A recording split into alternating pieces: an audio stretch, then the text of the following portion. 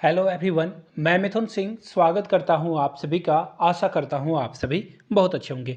Patna high court syllabus, ये actually stenographer का syllabus है जिसमें हम लोग टॉपिक वाइज सारे सिलेबस को देखेंगे। और स्टेनोग्राफर के लिए जो टाइपिंग स्पीड है, शॉर्ट हैंड है, वो आपको कितने मिनट में कंप्लीट कर लेना है, सारी जानकारी आपको दे देंगे। सबसे पहले मैं बता दूं, पटना हाई कोर्ट की ओर से वैकेंसी आ चुकी है। आप उनके ऑफिशियल वेबसाइट पर जाकर एप्लीकेशन को जो है अप्लाई के लिए जो है जा सकते हो, वहाँ से अप्लाई कर सकते हो। तो चलिए सीधे जो ऑफिशियल पीडीएफ सरकार के द्वारा जारी की गई है, हाई कोर्ट के द्वारा जारी की गई है, वो हम लोग पढ़ लेते हैं और सारी जानकारी जो है वन बाय वन हम लोग लेने की कोशिश करते हैं। तो देखो ये रहा पीडीएफ, यहाँ से आप देख सकते हो। 31 जुलाई को नोटिफिकेशन रिलीज की गई है। सबसे पहले हम लोग जो है कुछ डेट वगैरह देख लेते हैं ताकि आपको किसी भी तरह का कोई भी डाउट ना रहे। 3 तारीख से आप इसे अप्लाई कर सकते हैं, यानी कि 3 अगस्त से आप इसे अप्लाई करोगे। लास्ट डेट देखिए 24 अगस्त रखी गई है। और ऑनलाइन पेमेंट करने के लिए जो है 2 दिन और एक्स्ट्रा, यानी कि 26 अगस्त तक आप इसे जो है ऑनलाइन अप्लाई कर सकते हैं। अब देखिए एग्जाम लेटर इन्होंने कह दिया कि ऑनलाइन मोड पे एग्जाम लिया जाएगा, यानी कि कंप्यूटर बेस्ड टेस्ट आपका होगा और इसकी जो है नोटिफिकेशन बाद में रिलीज की जाएगी। आगे देख लो, यहाँ पे कुछ और बातें बताई गई है।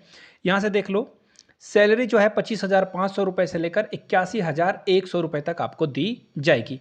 अनरिजर्व्ड कैटेगरी के लिए जो है 3 वैकेंसी है। यहाँ पे शेड्यूल कास्ट के लिए, एसटी के लिए, ईबीसी के लिए, बीसी के लिए, ईडब्ल्यूएस के लिए सारी वैकेंसी की डिटेल इन्होंने दे रखी है कि किसके लिए कितनी वैकेंसीज है। यहाँ पे आगे देख लेते हैं। ये देखो, यहाँ से जो है आपको दिखेगा फिजिकल फिटनेस वगैरह भी आपको बनाकर देनी होगी।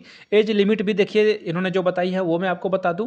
अगर आप ईडब्ल्यूएस कैटेगरी या फिर अनरिजर्व्ड यानी कि जनरल कैटेगरी से बिलोंग करते हो तो आप 37 साल तक इसे अप्लाई कर सकते हो। याद रखिएगा, 37 साल अगर आपकी एज है तो आप अप्लाई कर सकते हो। अनरिजर्व्ड फीमेल और ईडब्ल्यूएस के लिए 40 साल, यानी कि महिलाओं के लिए 40 साल तक एज है। अगर आप फीमेल हो तो आप 40 साल तक अप्लाई कर सकते हो। Same with BC and EBC, male female दोनों के लिए 40 साल है। इस बात का खास ख्याल रखेंगे। अगर आपकी कैटेगरी एससी या एसटी से आती है तो 42 साल तक आप इसे अप्लाई कर सकते हैं। और जो लोकोमोटर हैं ओएच, उनके लिए 47 साल एज रखी गई है। और ईडब्ल्यूएस या फिर अनरिजर्व्ड वगैरह कैटेगरी, जो ओएच कैटेगरी से बिलोंग करते हैं, उन्हीं के लिए ये है यहाँ पे। चलिए आगे बढ़ते हैं और चीज़ों को और आसानी से हम लोग देखने की कोशिश करते हैं। क्वालिफिकेशन भी इन्होंने दे रखी है, खैर 12th पास होना चाहिए वगैरह वगैरह। रिजर्वेशन भी इन्होंने दे रखा है। आगे देखिए, अब सीधे सिलेबस की ओर बढ़ते हैं। देखो मोड ऑफ सिलेक्शन इन्होंने दे रखा है कि रिटन टेस्ट होगा, फिर इंटरव्यू आपसे जो है कंडक्ट कराई जाएगी और उसके बाद जो है 40% आपको ऑब्जेक्टिव जो एग्जाम है रिटन में वो लाना जरूरी है। 85% एक्यूरेसी, यानी कि सही सही अगर आप 85% टाइप कर लेते हो शॉर्ट हैंड टाइपिंग तो आपका काम बन जाएगा।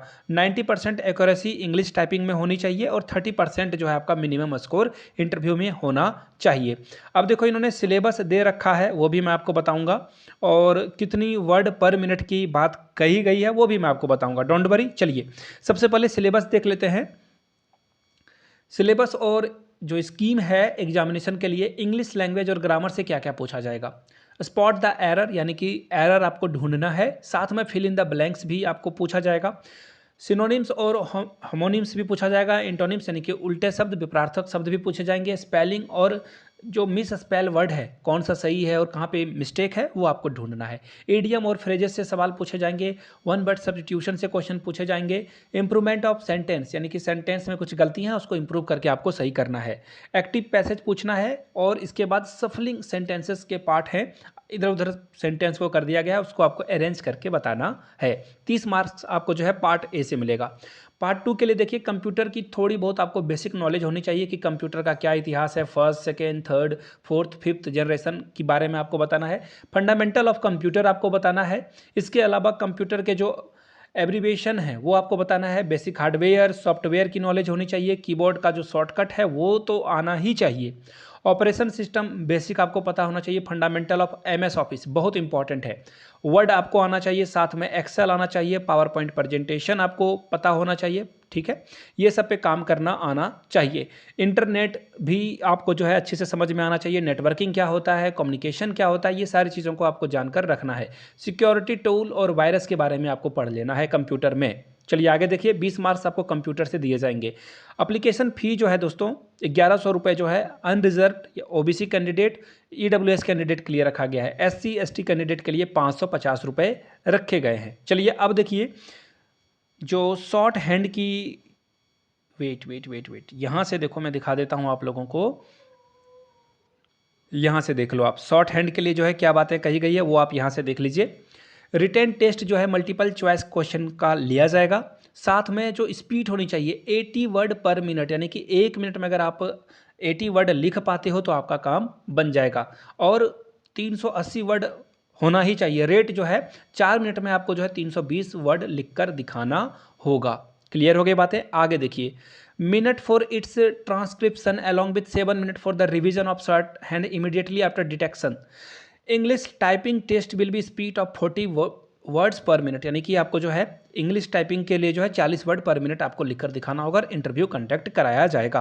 बाय द वे, कोई भी अगर आपका डाउट रह जाता हो इतना सारा चीज़ों को कवर करने के बावजूद, देन प्लीज़ डू कमेंट। नीचे कमेंट सेक्शन में आप अपने सवाल मुझसे पूछ सकते हो और इस वीडियो को लाइक कर सकते हो, अपने दोस्तों तक इसे शेयर कर सकते हो ताकि उनको भी सिलेबस की पूरी और सही जानकारी मिल पाए। मिलते हैं किसी और वीडियो में। वीडियो को यहाँ तक देखने के लिए आप सभी का बहुत बहुत शुक्रिया। Have a good day.